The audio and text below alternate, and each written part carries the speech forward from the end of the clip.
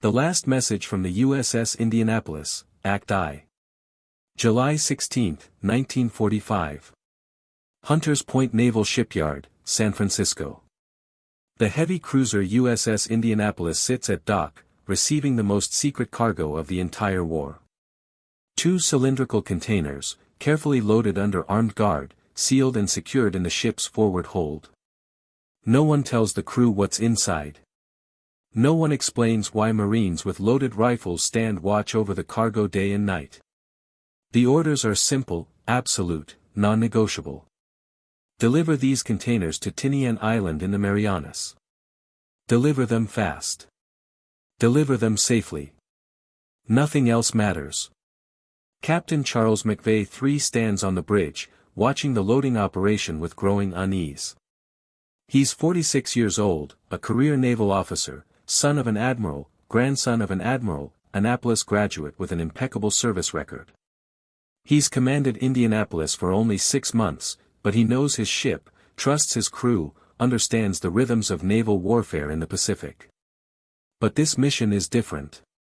The secrecy, the urgency, the absolute priority assigned to this cargo, it all indicates something extraordinary, something that could change the war. He's been briefed, partially, incompletely. The cargo is critical to ending the war. That's all he needs to know. The containers must reach Tinian by July 26, speed is essential.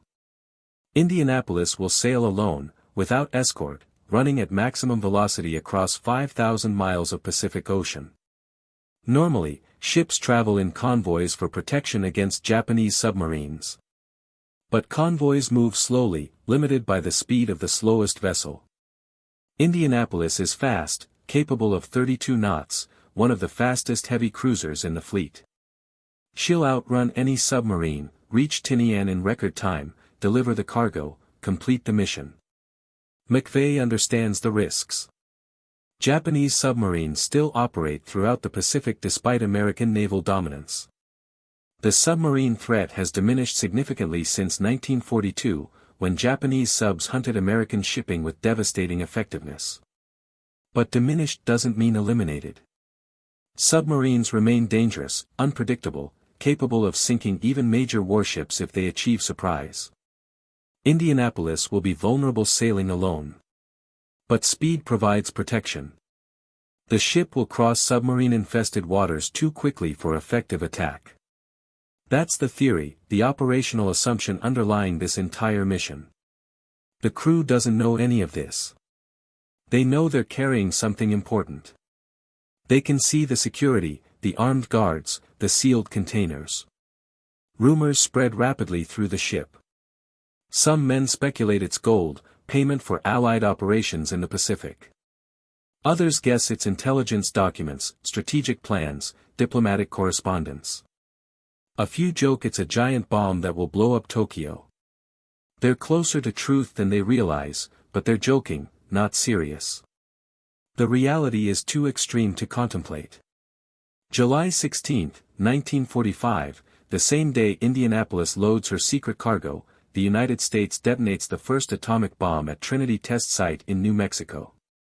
The explosion confirms that nuclear weapons are real, functional, devastating beyond imagination. The bomb works. The Manhattan Project has succeeded.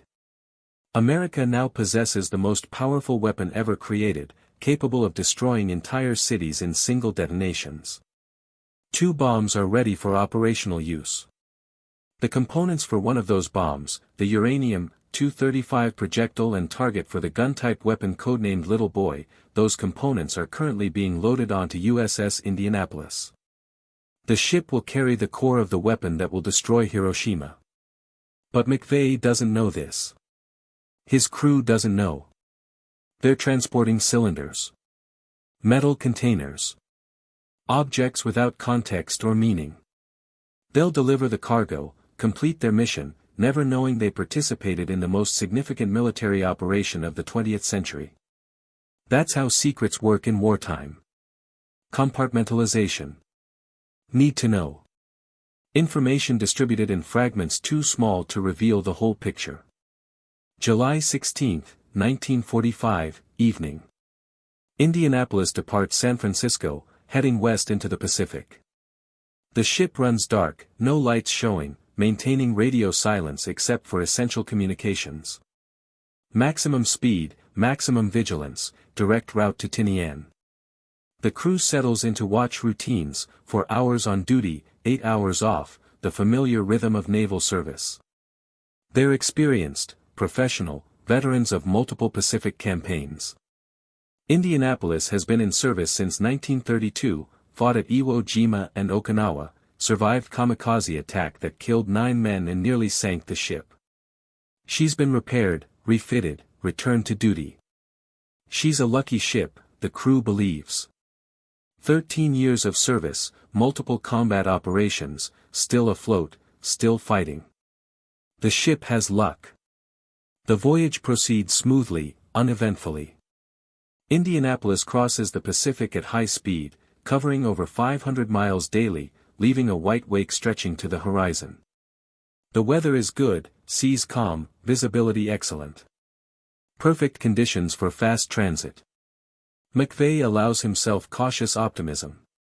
They'll reach Tinian ahead of schedule, deliver the cargo, complete the mission without incident. Sometimes military operations proceed exactly as planned. Sometimes luck holds. July 26, 1945.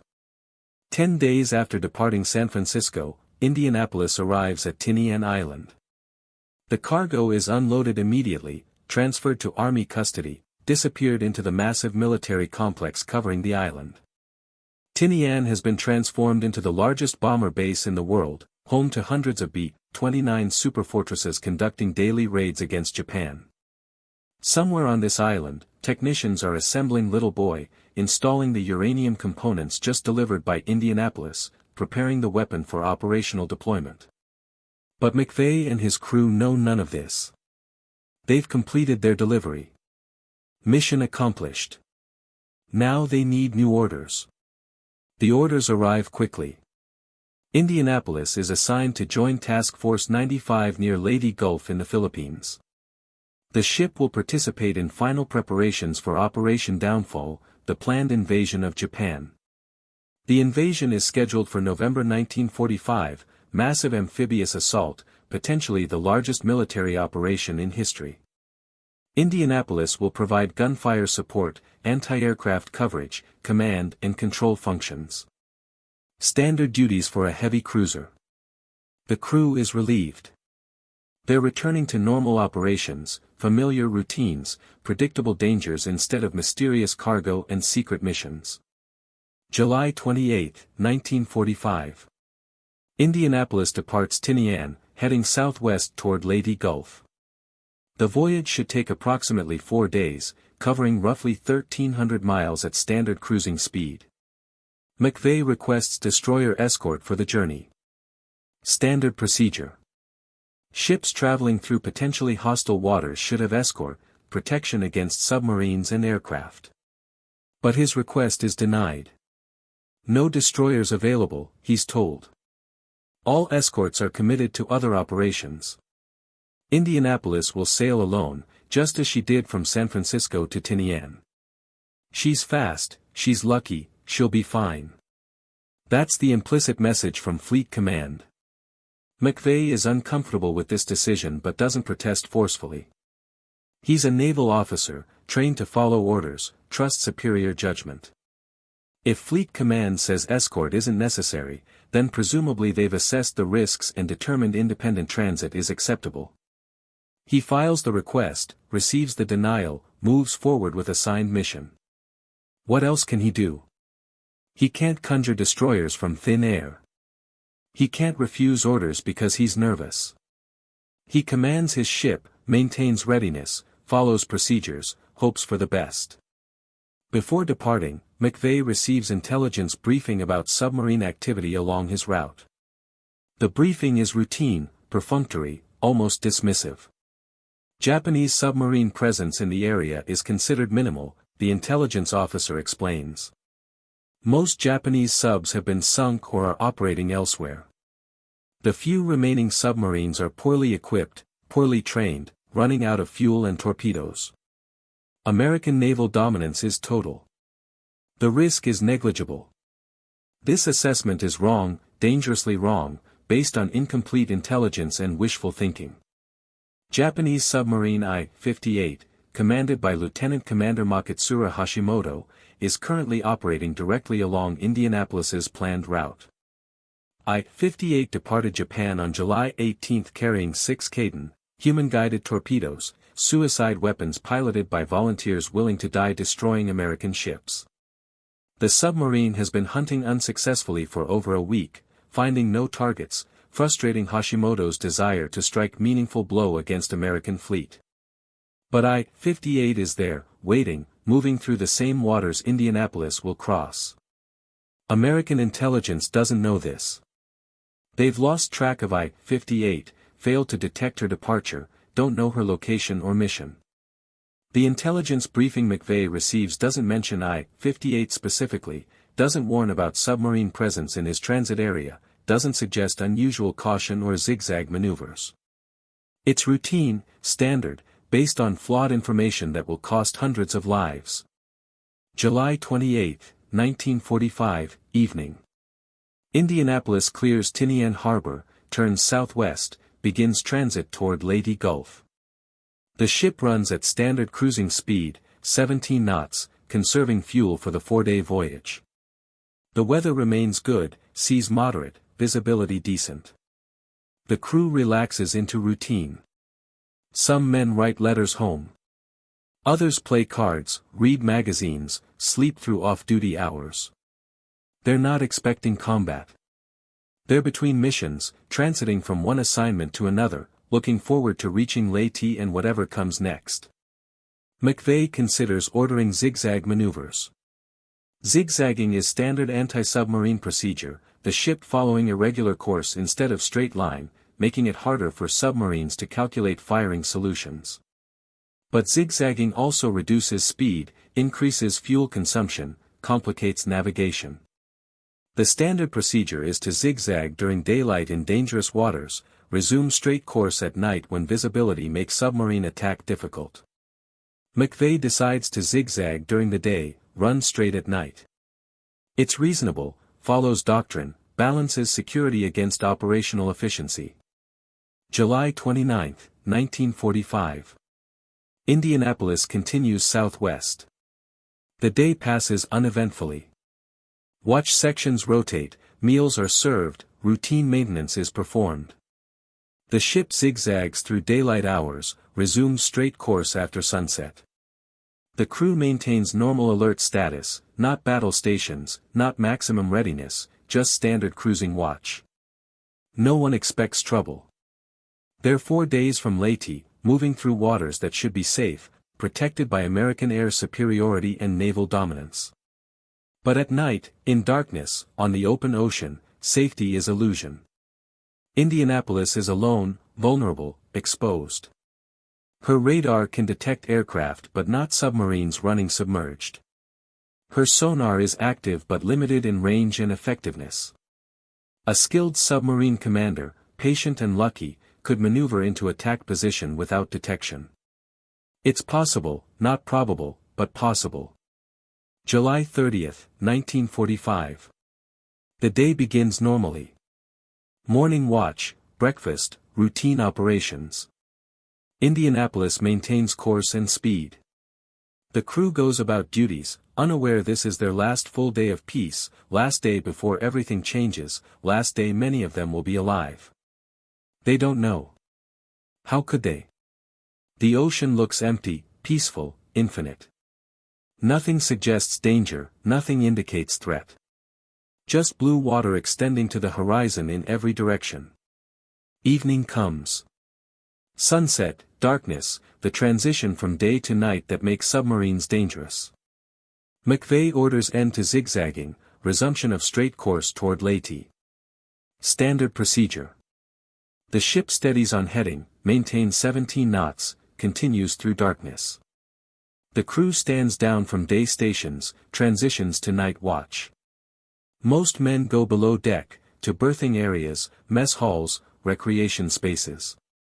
Only essential personnel remain topside. Engine room crews, bridge watch, lookouts, radio operators, a few hundred men out of the 1,200 aboard. Midnight approaches. July 30th becomes July 31st, 1945. Most of the crew is asleep, exhausted from long day, trusting their shipmates on watch to keep them safe. The ship runs dark, showing no lights that might attract attention. The ocean is calm, the night is clear, stars visible overhead in stunning profusion.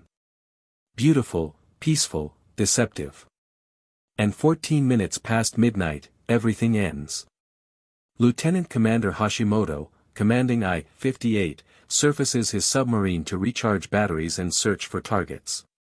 His patrol has been frustrating, unsuccessful, no contacts, no attacks, nothing accomplished. He's considering returning to Japan, abandoning the mission, admitting failure. But he orders one more search, one final sweep before giving up. And there, in his periscope, impossible to miss, he sees a ship. A large ship, heavy cruiser by the silhouette, running alone, unescorted, moving at moderate speed on predictable course. Perfect target. Gift from the gods. Hashimoto can't believe his luck. After days of fruitless hunting, prey has delivered itself directly into his sights. He maneuvers I-58 into attack position. He doesn't use Kaiten. The human torpedoes are unreliable, difficult to control, not necessary for such perfect setup. He'll use conventional torpedoes, Type 95 weapons, oxygen-powered, wakeless, deadly. He calculates firing solution carefully, accounting for target speed and bearing, range and closure rate. He orders tubes loaded, outer doors opened, weapons ready. Indianapolis continues on course, unaware, unsuspecting. The bridge watch sees nothing. The lookouts detect no threat. The sonar operators hear nothing unusual. The ship is blind, deaf, helpless. She's presenting perfect target profile to enemy submarine, and nobody knows. At 12:14 a.m., July 31st, 1945, Hashimoto gives the order. Fire. 6 torpedoes launch from I-58, running true, streaking through dark water toward USS Indianapolis. The weapons are spread, aimed at different points along the ship's length, ensuring at least some will hit. The range is less than 1,500 meters. Time to impact, 90 seconds. On Indianapolis, nobody knows. The torpedoes are wakeless, invisible, approaching from darkness. There's no warning, no alarm, no chance to evade or prepare. The ship continues forward, carrying 1,200 men toward collision with their fate, and they're all asleep or standing watch or writing letters home, and none of them know they have 90 seconds left before their world explodes. The first torpedo strikes Indianapolis on the starboard bow, forward of the bridge, directly beneath the forward turret. The explosion is massive, devastating, tearing through armor and bulkheads, penetrating deep into the ship's interior. The blast destroys the forward fuel tanks, ignites stored gasoline, creates secondary explosion that rips through compartments, killing everyone inside instantly. The bow crumples, twisted metal screaming, the ship shuddering from impact. 30 seconds later, the second torpedo hits amidships, slightly aft of the first impact, directly beneath the forward engine room. This explosion is even worse. The torpedo penetrates the engine spaces, destroys machinery, ruptures steam lines, kills the engineering crew on duty. Superheated steam fills compartments, cooking men alive, scalding flesh from bone. The ship loses all power immediately. Lights go out. Ventilation stops. Communications die. Indianapolis goes dark, dead in the water, mortally wounded. The 4 other torpedoes miss, passing ahead or astern, running out into empty ocean. But 2 hits are enough. More than enough. Indianapolis is dying, sinking, going down by the bow, her forward compartments flooded, her engineering spaces destroyed, her crew killed or dying in darkness and chaos. The men who survive the initial explosions wake into nightmare. One moment they're asleep in their bunks. The next moment the world is exploding, the ship is tilting, water is rushing in, and they're trapped in darkness with screaming men and grinding metal and the certain knowledge that their ship is sinking. They fight toward ladders, toward hatches, toward any escape route leading up and out. Many don't make it. Compartments flood too quickly. Hatches are jammed. Passages are blocked. Men drown in the dark, trapped below deck, pounding on sealed doors that won't open, screaming for help that won't come. On the bridge, McVeigh is thrown from his chair by the first impact. He climbs to his feet, tries to assess damage, realizes immediately his ship is dying. No power, no communications, no control. He can feel Indianapolis settling forward, the deck tilting beneath his feet, water flooding through torn hull. He knows ships, understands damage control, recognizes mortal wounds. His ship has minutes left, not hours. Maybe 12 minutes before she goes under. He tries to give orders, tries to organize abandoned ship, but his voice doesn't carry, he has no way to communicate with the crew scattered throughout the vessel. Men are making their own decisions, finding their own paths to survival or death. It's chaos, darkness, every man for himself in the final minutes of USS Indianapolis. 12 minutes after the torpedo impacts, the bow goes under completely. The ship tilts vertical, stern rising into the air, propellers exposed, showing like giant bronze flowers against the night sky. Men still aboard slide down the deck, tumble into the ocean, crash against bulkheads and machinery. The ship hangs there briefly, suspended between sea and sky, groaning, dying, making sounds like a living creature in agony. And then she's gone. USS Indianapolis slides beneath the surface, descending into darkness, carrying 300 men down with her, men trapped below deck or unable to escape or simply unlucky in their final moments. The ship sinks into 18,000 feet of water, falling through darkness for over 3 miles before hitting bottom, settling into mud and silt that will hide her for 72 years. On the surface, in the dark water, 880 men remain. 880 survivors, though that number will change, will decrease, will shrink through horror that's only beginning. They're in the water now, the Philippine Sea, wearing life jackets or clinging to floating debris, scattered across several miles of ocean, calling to each other in darkness, trying to organize, trying to survive. And nobody knows they're there. No distress signal was sent. Indianapolis went down too fast, lost power too quickly. No SOS was transmitted. No one knows the ship has been sunk. The Navy doesn't know. Fleet Command doesn't know.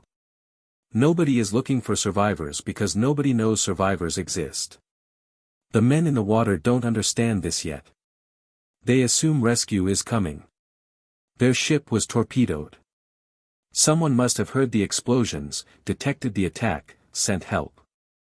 Ships or aircraft will arrive soon, pick them up, take them to safety. They just need to stay alive, stay together, wait for rescue that's surely coming. But rescue isn't coming. Not soon. Not for days. The men floating in the Philippine Sea, wounded and exhausted and covered in fuel oil, they're completely alone. And they're about to endure the worst ordeal in the history of the United States Navy. The last message from the USS Indianapolis, Act 2. July 31, 1945, 12:30 a.m. 880 men float in the Philippine Sea. The ship is gone, swallowed by darkness, descended into depths that might as well be infinite. The ocean around them is black, impenetrable, the water warm but not comforting. Oil covers the surface, thick fuel oil leaking from Indianapolis as she went down, coating everything, getting into eyes and mouths and lungs. The men cough, spit, try to wipe the oil away with hands that are also oil-covered. It's futile. The oil is everywhere. The survivors cluster into groups, drawn together by instinct and training. Some groups form around officers who shout orders, establish organization, try to impose military discipline on chaos. Other groups form randomly, men grabbing whatever floating debris they can find, clinging to life rafts or wooden planks or empty shell casings, anything that provides buoyancy.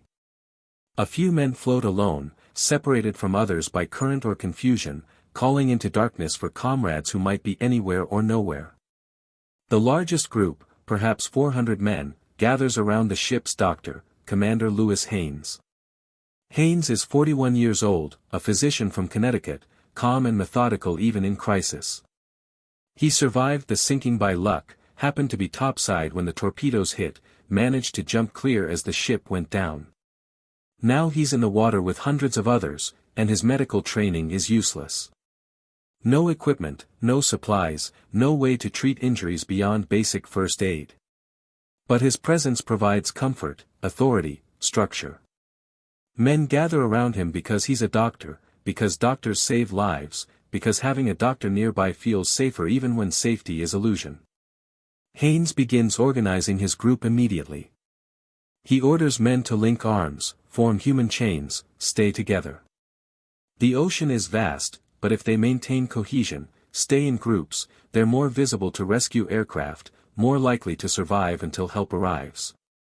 He assigns strong swimmers to check on weaker men, to support those who are injured or exhausted.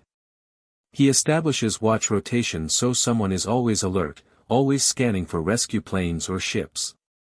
He's creating structure, imposing order, giving men tasks and responsibilities because purposeful activity combats despair. Another large group, perhaps 300 men, forms around Lieutenant Commander George Atterbury, the ship's assistant navigator. Atterbury is younger than Haynes, 32, but equally capable of command. His group has managed to secure several life rafts, the inflatable rubber rafts stored on Indianapolis for emergencies. These rafts provide crucial support, floating platforms where injured men can rest, conserve energy, avoid constant immersion. Atterbury rations access to the rafts, rotating men in and out, ensuring everyone gets periodic relief from the water. A third group, smaller, perhaps 150 men, gathers around Captain McVeigh. He survived the sinking, jumped from the bridge as Indianapolis went down, surfaced in oil-covered water surrounded by debris and swimming men. As captain, he feels responsible for every man in the water, every death that's occurred, every suffering yet to come. His ship was sunk. His command was destroyed. 300 men died in the sinking, drowned or crushed or burned, and he survived while they didn't. The guilt is overwhelming, crushing, but he suppresses it, focuses on immediate necessities. His remaining crew needs leadership. He'll provide it, whatever the cost to his conscience. The first hours in the water are almost manageable. The initial shock fades. The survivors adapt to circumstances, accept their situation, focus on immediate survival. The water temperature is 85 degrees Fahrenheit, warm enough to prevent rapid hypothermia. Life jackets provide buoyancy. The sea is relatively calm. They're uncomfortable, frightened, oil-soaked, but alive. And rescue must be coming soon. Their ship went down in waters crossed regularly by American vessels. Aircraft patrol these areas daily. Someone will spot them, send help, pull them from the water. They just need to stay alive for a few more hours, maybe half a day at most. But those few hours stretch into morning, and morning reveals the true horror of their situation. As dawn breaks, the survivors can finally see each other, assess the scope of disaster, understand how desperate their circumstances actually are. Men scattered across miles of ocean. No ships visible to the horizon. No aircraft overhead. Just endless water, floating men, and the rising sun that promises heat, dehydration, suffering. The sun climbs higher. The temperature increases rapidly. By mid-morning, it's brutally hot, the tropical sun beating down without mercy. The men have no shade, no protection, nothing but thin life jackets and oil-covered skin. The sun burns exposed flesh, blisters lips, cooks oil into toxic film. Men who are already dehydrated from saltwater exposure begin suffering severe heat exhaustion. They become confused, disoriented, delirious. And there's no water. No drinking water. The survivors are surrounded by ocean, infinite water in every direction, but they can't drink it. Saltwater is poison. Consuming seawater accelerates dehydration, damages kidneys, drives men mad. Everyone knows this. It's basic survival training. Don't drink the seawater, no matter how thirsty you become. But thirst is agonizing, overwhelming, stronger than rational thought. Men begin drinking seawater anyway, secretly at first, ashamed of their weakness, then openly, desperately, unable to resist the compulsion. The effects are rapid and terrible. Men who drink seawater become violently ill. They vomit, convulse, hallucinate. Their kidneys fail. Their brains swell. They lose connection to reality, start seeing things that aren't there, talking to people who don't exist. Some become convinced Indianapolis is floating just beneath them, that they can swim down and return to the ship, find safety in compartments that are actually 3 miles underwater. They slip out of their life jackets and dive, swimming down, descending until their lungs burst or they drown, chasing phantoms into darkness. Dr. Haynes watches helplessly as men in his group succumb to dehydration psychosis. He tries to stop them from drinking seawater, explains the danger, orders them to resist the temptation. But he has no authority to enforce compliance. He can't physically restrain hundreds of men. He can only watch as thirst and sun and exhaustion combine to destroy their minds, turn rational sailors into hallucinating wrecks who die screaming about submarines beneath them or Japanese soldiers swimming among them or fresh water just out of reach. By afternoon of the first day, men begin dying in significant numbers. Injuries from the sinking claim the first victims. Men with broken bones, internal trauma, severe burns, they've been surviving on adrenaline and determination, but their bodies are failing. They slip into unconsciousness, stop breathing, float face down in their life jackets. Their comrades try to revive them, perform mouth-to-mouth resuscitation, pound on chests, scream at them to live. Sometimes it works. Usually it doesn't. The dead are stripped of their life jackets, which are given to men whose jackets are failing, and then the bodies are released, allowed to sink, disappearing into depths with simple prayers or no ceremony at all. The second category of deaths is dehydration. Men who drank seawater, who couldn't resist, who thought just one sip wouldn't hurt. They die raving, thrashing, fighting invisible enemies. Their final hours are horrific, painful to witness, devastating for group morale. Each death reminds the survivors of their own vulnerability, their own approaching mortality. If rescue doesn't come soon, they'll all die this way. One by one, screaming into the sun, drowning in ocean they can't drink. And then there are the sharks. The first sharks appear late afternoon on the first day. Oceanic white-tipped sharks, drawn by blood in the water, by the chemical signatures of dying men, by vibrations and sounds that indicate prey. These sharks are aggressive, fearless, perfectly adapted for hunting in open ocean. They circle the survivor groups, coming closer with each pass, evaluating threats, calculating opportunities. The men watch the fins cutting through water around them.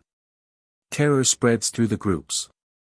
Everyone has heard stories about shark attacks, about shipwreck survivors devoured by feeding frenzies, about sharks that can smell blood from miles away. The stories are exaggerated, distorted by fear and imagination, but they contain elements of truth. Sharks are dangerous. Men in the water are vulnerable. This is the sharks' domain, their hunting ground, and the survivors are intruders.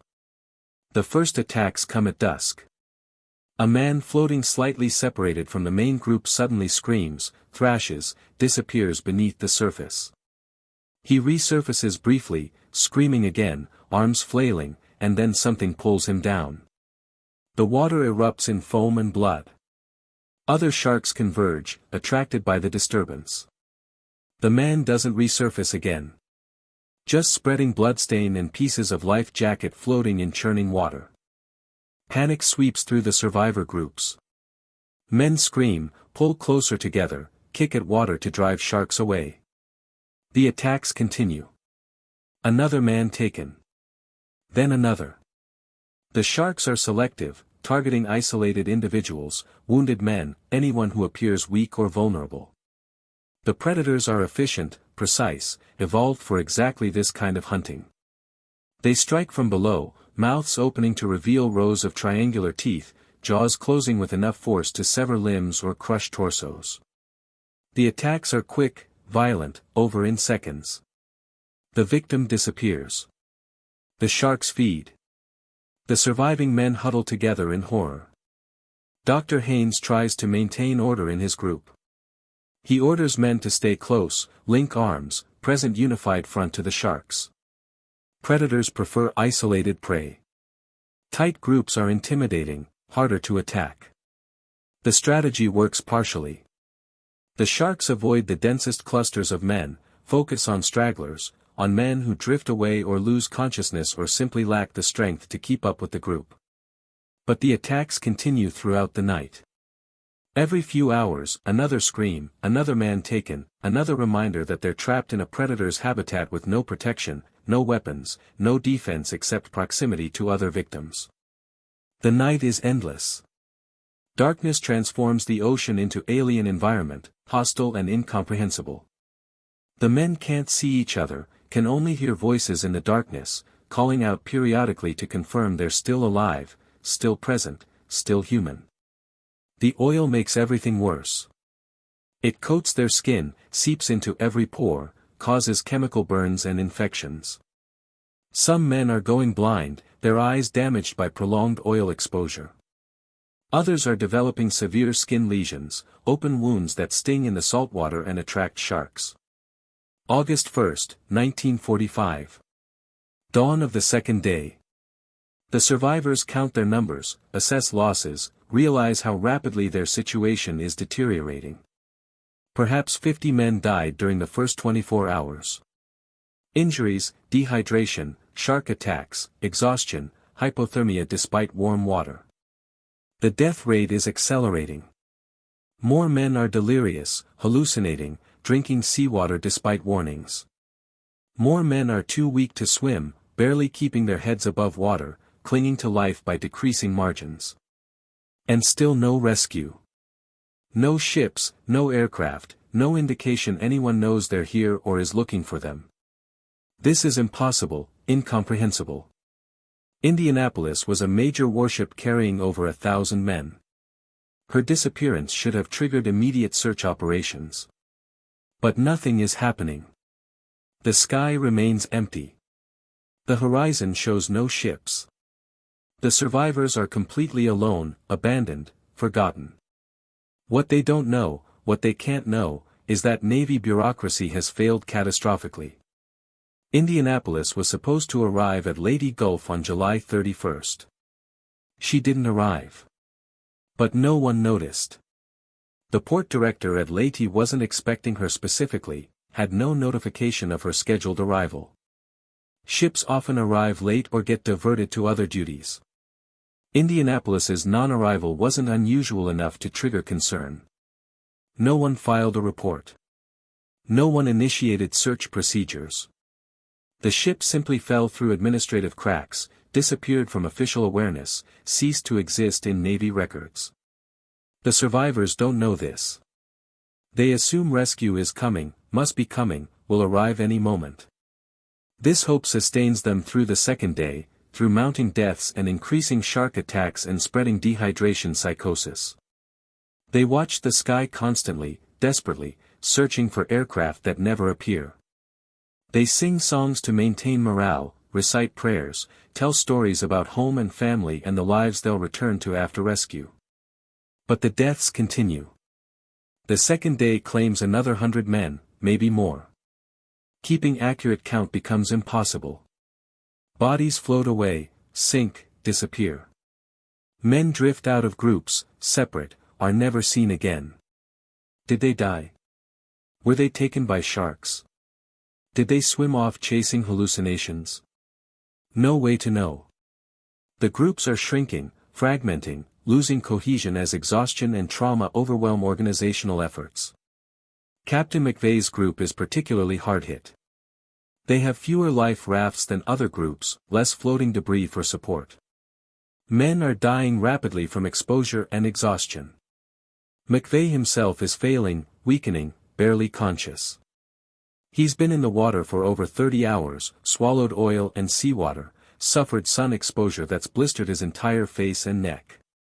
He's delirious, muttering about his ship, about his responsibility, about the men he failed to save. His officers try to support him, keep his head above water, prevent him from giving up entirely. The captain must survive. If the captain dies, the crew's morale will collapse completely. Dr. Haynes's group is maintaining better organization but facing the same terrible attrition. Haynes has identified patterns in the deaths, risk factors that indicate who will die next. Men who drank seawater.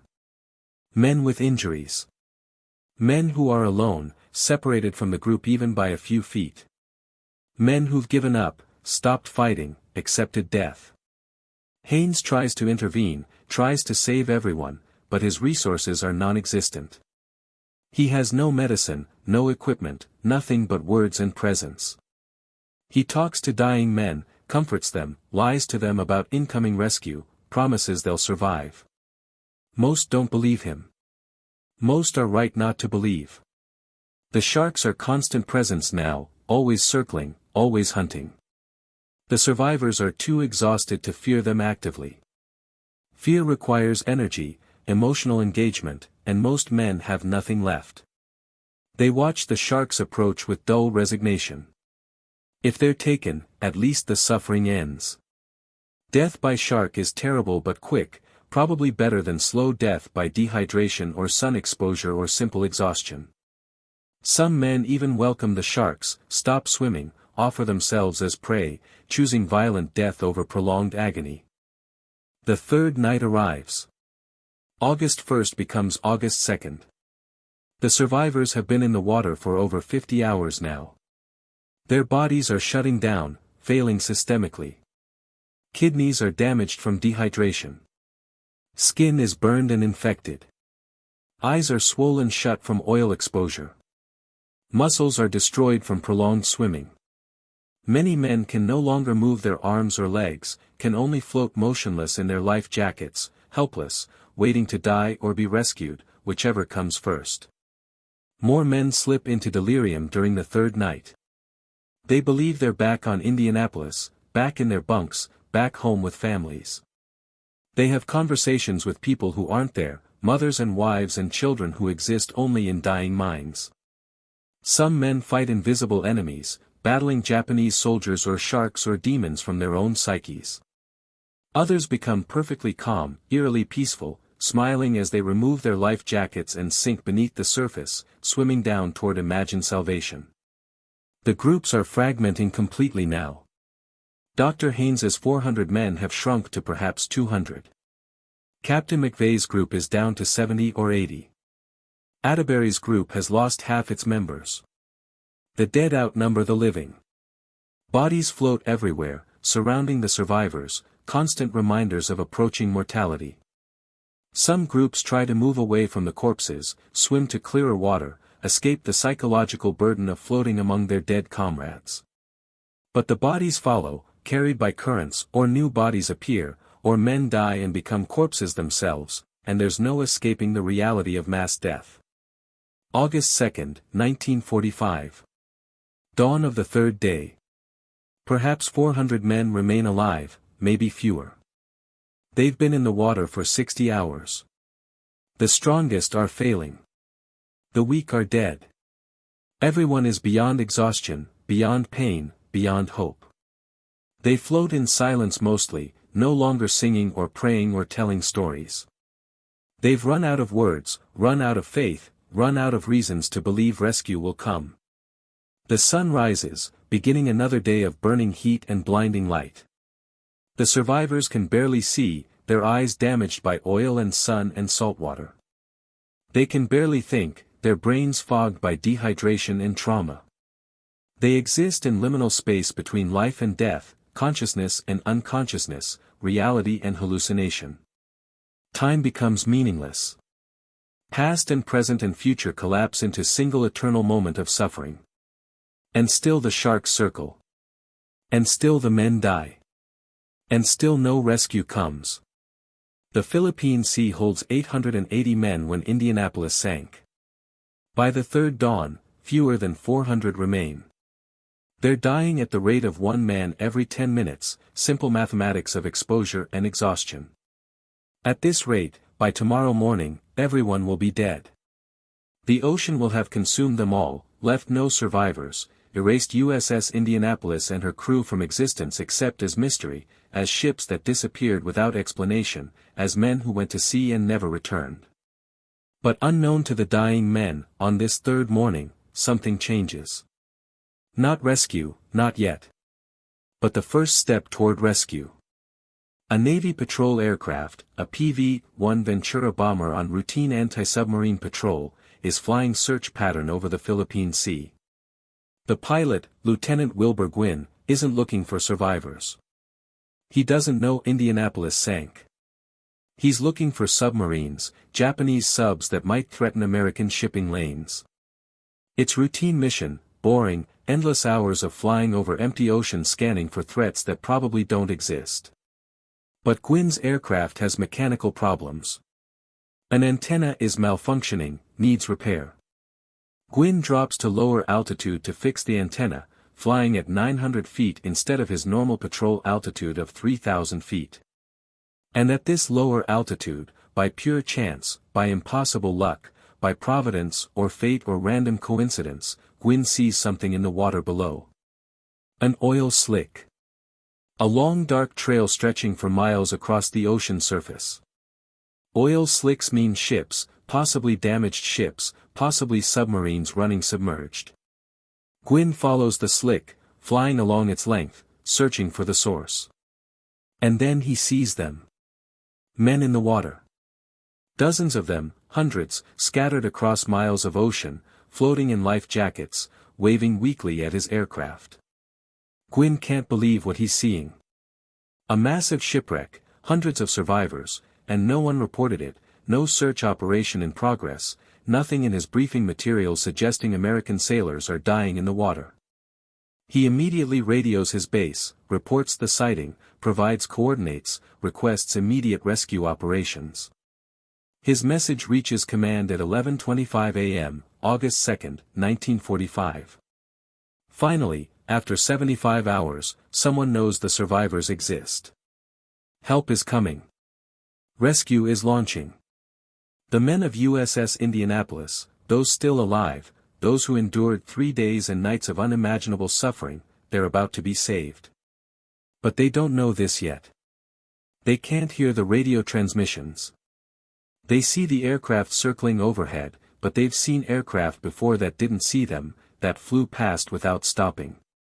They wave anyway, use their last reserves of energy to signal, to attract attention, to beg for salvation. And this time, finally, the aircraft doesn't fly away. Gwynn drops survival supplies, life rafts, water, food. The packages splash into the ocean near the survivor groups. Men swim toward them with renewed desperation, sudden hope replacing resignation. Rescue has begun. But it will take hours for ships to arrive, hours for recovery operations to commence, hours during which men will continue dying. The race is on now, between rescue efforts and approaching death. Will help arrive in time? Will the survivors last until ships reach them? Or will the ocean claim them all in these final hours, so close to salvation yet still dying? The men float in the water, watching the circling aircraft, clutching dropped supplies, hoping with the last fragments of their failing strength that they'll survive to see rescue ships appear over the horizon. The last message from the USS Indianapolis, Act 3. August 2, 1945, 11:30 a.m.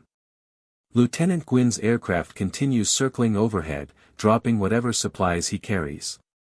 Life rafts, emergency rations, marker dye to make the survivors more visible from the air. But his aircraft isn't equipped for rescue operations. He can't land on open ocean, can't pull men from the water, can't provide medical assistance. All he can do is mark their position, maintain visual contact, radio for help, and pray that help arrives before everyone dies. The survivors below watch the aircraft with emotions beyond description.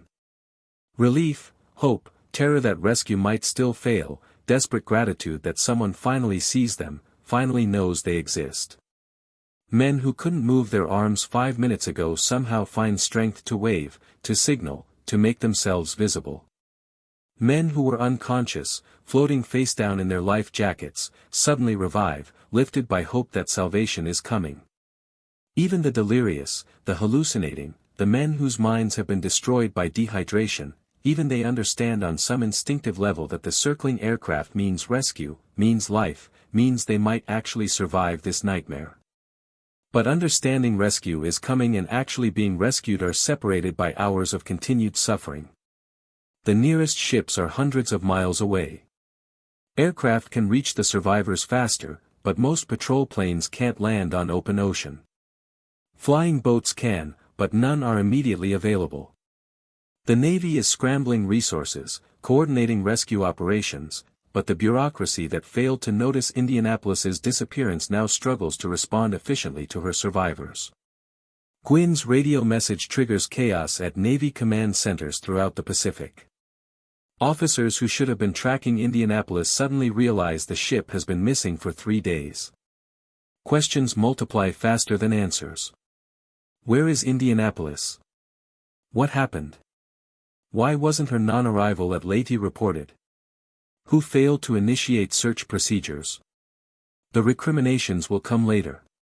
Right now, the priority is rescue, getting ships and aircraft to those coordinates, pulling survivors from the water before they all die.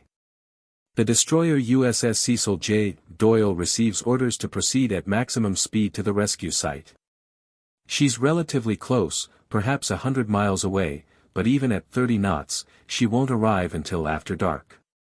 Other ships are redirected, their missions abandoned, their courses changed toward the coordinates Gwyn provided. The Navy is finally responding, mobilizing resources, treating this as the emergency it became 3 days ago when Indianapolis went down. More aircraft arrive over the survivors throughout the afternoon. A PBY Catalina flying boat, piloted by Lieutenant Adrian Marks, reaches the scene around 1 p.m. Marks circles the survivors, assessing the situation, and realizes immediately that men are dying faster than ships can arrive. He can see sharks attacking, can see men slipping beneath the surface, can see the desperate state of survivors who've been in the water for 77 hours. He makes a decision that violates every regulation in naval aviation. He's going to land. PBY Catalinas aren't designed for open ocean landings.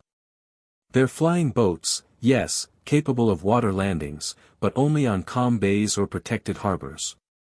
Landing on open ocean, with even moderate swells, risks destroying the aircraft, breaking the hull, drowning the crew. It's expressly forbidden. Marks knows this. He doesn't care. Men are dying below him. He has the capability to save some of them. Regulations can go to hell. He's landing. The PBY touches down on the water at 1:15 p.m., bouncing over swells, the hull groaning under stress it wasn't designed to handle. The aircraft survives the landing, settles onto the surface, begins taking on water through hull seams stressed beyond tolerance. Marks knows his plane will never fly again. That's fine. He's trading his aircraft for human lives. It's worth it.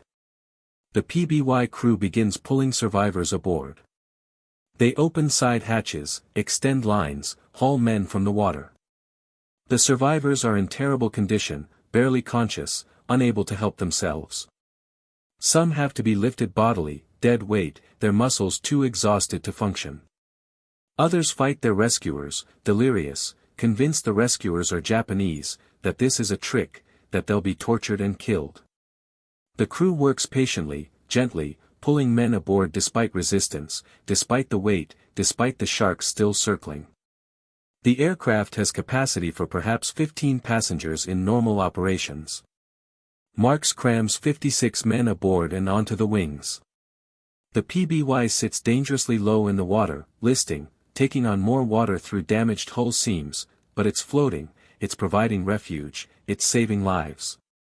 Men who were dying in the water are now relatively safe, lying on aircraft deck or clinging to wings, protected from sharks, supported by the crew, receiving emergency first aid. But 56 saved means 350 still in the water. The ocean still holds most of the survivors, and they're still dying. The sharks are still hunting. The sun is still burning. Dehydration is still killing. Marx has made heroic gesture, saved dozens of lives, but the majority remain in peril, waiting for ships that are still hours away. Throughout the afternoon, more aircraft arrive.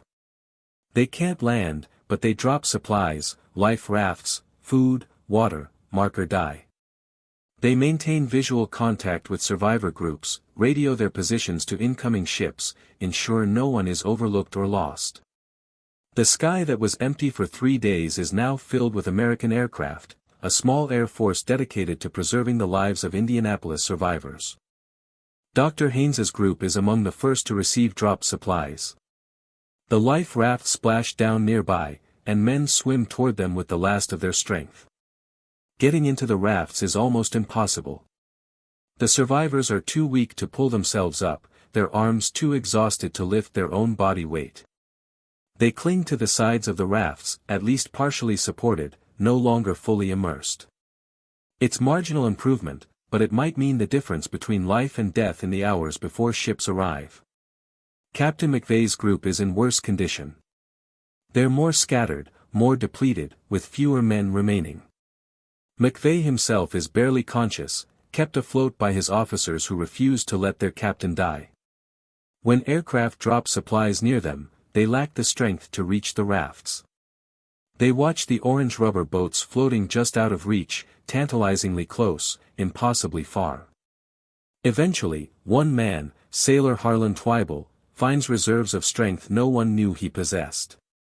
He swims to a raft, pulls it back to the group, helps other men climb aboard. It takes hours, but eventually most of McVeigh's surviving men are in or near rafts, supported, waiting for ships. The afternoon stretches into evening. The sun begins its descent toward the horizon, and the survivors face the prospect of a fourth night in the water. But this night is different. They know rescue is coming. Ships are en route. They heard the aircraft crews shouting encouragement, heard the radios crackling with rescue coordination chatter. They just need to survive a few more hours, hold on until the ships arrive, endure one more night. The USS Cecil J. Doyle reaches the rescue site at 11:30 p.m., August 2nd. The destroyer arrives in darkness, using searchlights to illuminate the water, scanning for survivors. The sight that greets them is nightmarish. Oil-covered water stretching for miles. Floating debris. Life rafts scattered across the ocean. And bodies, dozens of bodies, hundreds of bodies, floating everywhere. Men in life jackets who didn't survive to see rescue arrive. But among the corpses, there are living men. The Doyle's crew begins recovery operations immediately, lowering boats, sending swimmers, pulling survivors aboard. The rescue is slow, difficult, dangerous. The water is dark, the survivors are scattered, distinguishing living men from corpses requires close inspection. Some men who appear dead are actually alive, unconscious but breathing. Others who appear alive are actually dead, their bodies kept afloat by life jackets, positioned by currents to seem like sleeping men. The Doyle's crew works through the night, methodically searching every raft, every floating object, every shape that might be human. They pull aboard living men and dead men both, unable to tell the difference in darkness, unwilling to risk leaving survivors. The ship's deck fills with rescued men, all of them in terrible condition, all requiring immediate medical attention.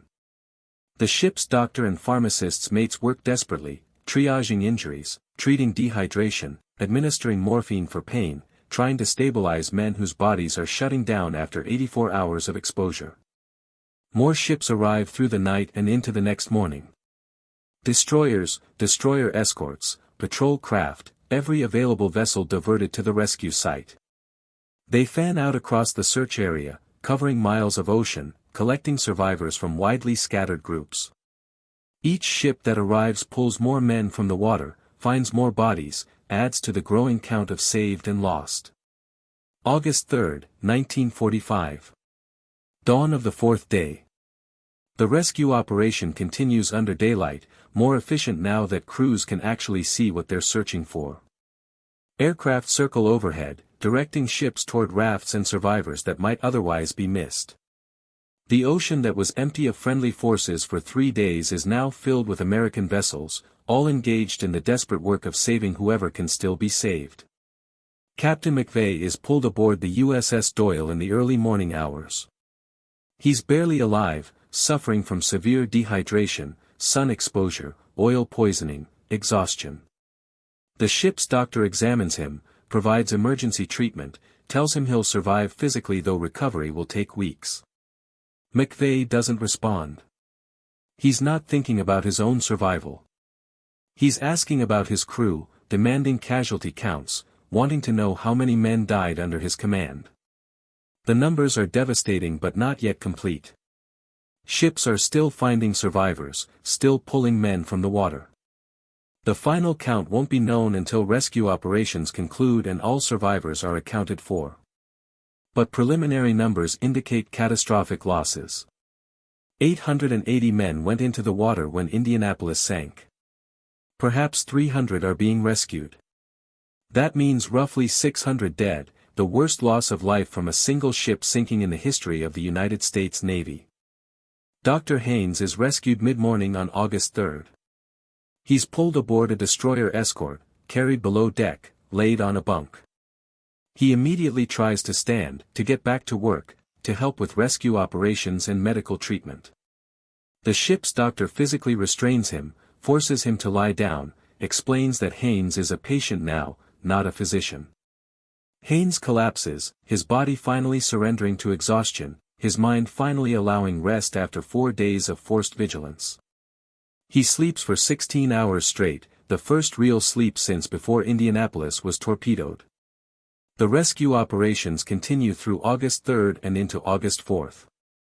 Every survivor group is located, every raft recovered, every man accounted for.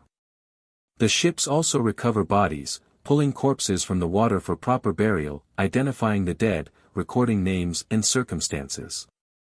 It's grim work, emotionally devastating for rescue crews, but necessary.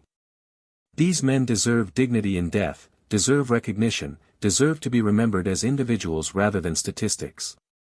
The final count is established by August 5. 316 men rescued alive. 564 dead. The dead include 300 who went down with the ship, killed in the torpedo explosions or trapped below deck when Indianapolis sank. The remaining 264 died in the water during the 4 days before rescue arrived. They died from injuries, from dehydration, from shark attacks, from exhaustion, from sun exposure, from hypothermia despite warm water, from delirium that drove them to remove their life jackets and drown. They died within sight of rescue aircraft, within hours of salvation, so close to survival that their deaths feel especially tragic, especially unfair. The survivors are transported to hospitals across the Pacific. Saipan, Guam, eventually the United States. They're suffering from severe dehydration, malnutrition, salt water exposure, oil poisoning, infected wounds, psychological trauma. Many require weeks of hospitalization. Some suffer permanent damage, blindness from oil exposure, kidney failure from dehydration, psychological wounds that will never fully heal. The Navy immediately launches investigations. How did USS Indianapolis get sunk? Why wasn't distress signal transmitted? Why did no one notice the ship's non-arrival at Leyte? Why did rescue take 4 days? The questions demand answers, and those answers will require assigning blame, identifying failures, holding people accountable. The operational investigation determines that Japanese submarine I-58 torpedoed Indianapolis on July 31. Commander Hashimoto's attack was skillful, well executed, took advantage of Indianapolis sailing alone without escort. The sinking itself was not due to negligence. McVeigh was following standard procedures, maintaining reasonable precautions, doing everything expected of a commanding officer in those circumstances. The submarine simply achieved perfect attack position, and 2 torpedo hits were enough to doom the ship. The failure to send distress signal is explained by the rapidity of the sinking. Indianapolis went down in 12 minutes. Power was lost immediately after the torpedo impacts. The radio room was destroyed or inaccessible. There was no time to transmit SOS, no functioning equipment to transmit with, no way for the crew to alert anyone that the ship was sinking. This is tragedy, not negligence. Sometimes disasters happen too quickly for proper response. The failure to notice Indianapolis's non-arrival at Leyte is different. This is bureaucratic failure, administrative incompetence, systems breaking down at multiple levels. The port director at Leyte wasn't informed Indianapolis was coming, had no record of her scheduled arrival, saw nothing unusual about her non-appearance. The departure port at Guam didn't follow up to confirm arrival, assumed the ship reached her destination safely. Multiple officers failed to execute basic tracking procedures. The ship fell through gaps in Navy administration, and that failure cost hundreds of lives. But investigations need scapegoats. The Navy needs someone to blame, needs to demonstrate accountability, needs to show the public that failures will be punished. And the obvious target is Captain McVeigh. He commanded Indianapolis. His ship was sunk. 600 men died. Therefore, by military logic, McVeigh is responsible. The charges against McVeigh are questionable from the start. He's accused of failing to zigzag, of hazarding his ship through negligent navigation. But zigzagging at night was not standard procedure in those circumstances. McVeigh was following doctrine, operating within accepted guidelines. Multiple naval officers testify that they would have made the same decisions. The evidence suggests McVeigh did nothing wrong, followed procedures, commanded competently in impossible situation. But the Navy proceeds with court-martial anyway.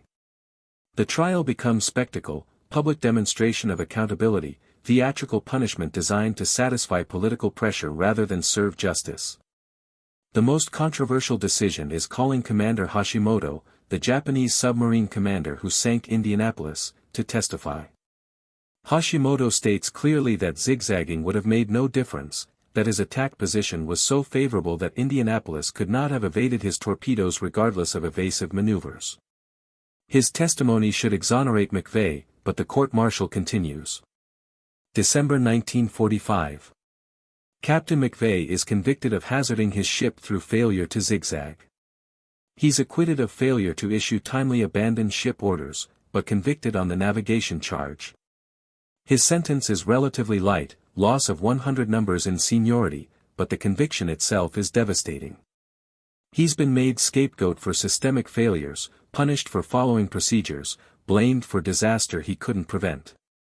The survivors are outraged. They know McVeigh is innocent, know he did everything possible to save his ship and crew, know he's being sacrificed to protect senior officers whose administrative failures actually caused the delayed rescue. The survivors campaign for McVeigh's exoneration, write letters, testify on his behalf, spend decades trying to clear his name. But the Navy's verdict stands. McVeigh is guilty by official record, regardless of actual responsibility. The conviction destroys McVeigh. He's promoted to Rear Admiral by Fleet Admiral Nimitz, who recognizes the injustice and tries to mitigate damage, but the stigma remains. McVeigh retires from the Navy in 1949, but he never escapes the shadow of Indianapolis. He receives hate mail from families of dead crew members, people who believe the Navy's verdict, who hold him personally responsible for their sons' or husbands' deaths. The letters are cruel, accusatory, relentless. They arrive for years, decades, never stopping, constantly reopening wounds that never heal. November 6, 1968. Charles McVeigh III, age 70, commits suicide at his home in Connecticut. He shoots himself with his Naval Service revolver, leaving no note, offering no explanation. But the survivors understand. The guilt, the conviction, the decades of hate mail, the knowledge that 600 men died under his command, it was too much. McVeigh survived the sinking, survived the water, survived the sharks, but he couldn't survive the blame, the shame, the burden of responsibility for disaster he didn't cause. The survivors continue their campaign for exoneration. They testify to McVeigh's competence, his courage, his dedication to his crew. They explain the systemic failures that actually caused the tragedy. They present evidence, expert testimony, historical analysis. But the Navy is slow to acknowledge error, reluctant to overturn official verdicts, resistant to admitting institutional failure. The breakthrough comes from an unexpected source. A middle school student named Hunter Scott, researching Indianapolis for a history project, discovers the injustice of McVeigh's conviction. Scott interviews survivors, studies trial transcripts, analyzes naval procedures. He presents his findings to Congress, testifying before committees, arguing for McVeigh's exoneration with passion and evidence that shames the admirals who defended the original verdict. October 2000. Congress passes a resolution exonerating Captain McVeigh, stating clearly that his court-martial was unjust, that he committed no offense, that he should not have been held responsible for the sinking of USS Indianapolis. President Clinton signs the resolution. The Secretary of the Navy formally clears McVeigh's record. 55 years after the sinking, 32 years after his suicide, Charles McVeigh is officially declared innocent. The exoneration comes too late for McVeigh himself, but it matters to his family, to the survivors, to historical truth. The Navy's admission of error doesn't resurrect the dead, doesn't erase the suffering, doesn't undo the injustice. But it acknowledges reality, corrects the record, ensures that future generations will know the truth about Indianapolis and her final captain. The wreck of USS Indianapolis is discovered in August 2017, found by civilian research expedition using advanced sonar and submersible technology. The ship lies in 18,000 feet of water, remarkably intact considering her violent sinking. The discovery confirms survivor testimonies, validates historical accounts, provides physical evidence of the disaster. The wreck is designated a war grave, protected by federal law, left undisturbed as memorial to the men who died there.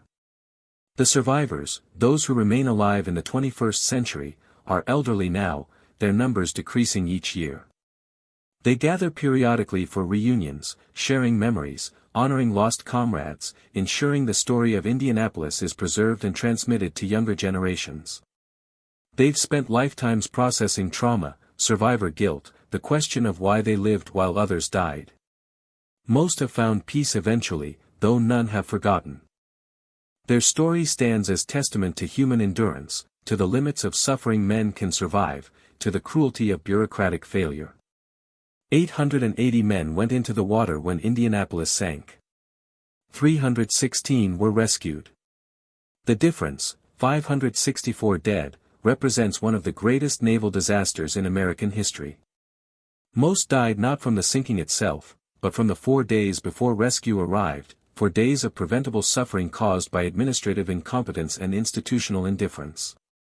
The last radio message from USS Indianapolis, transmitted before the ship lost power, before she sank, before everything fell apart, those final words were simple, professional, routine, mission complete.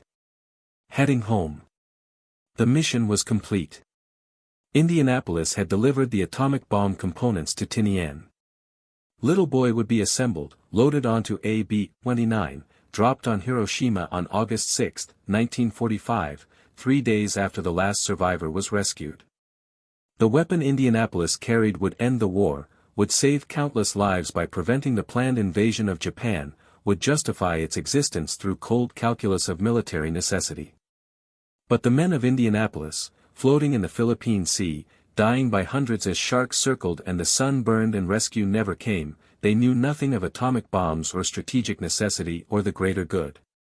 They knew only suffering, only abandonment, only the terrible reality of dying slowly in endless ocean while their nation forgot they existed. 316 men survived to tell this story. 564 did not.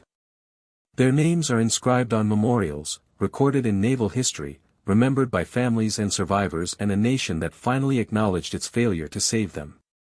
They died completing their mission, carrying the weapon that would end history's greatest war. Their sacrifice was enormous. Their suffering was unnecessary.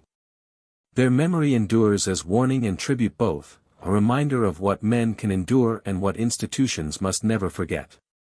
The last message from USS Indianapolis was, "Mission complete. Heading home." Only 316 men made it home. But their story, their testimony, their witness to disaster and survival, that made it home completely. And now the world knows what happened in the Philippine Sea in those 4 terrible days of August 1945, when the ocean became graveyard and proving ground both, when men learned exactly how much they could survive and exactly how much their nation could fail them. The mission was complete. The price was terrible. The memory is eternal.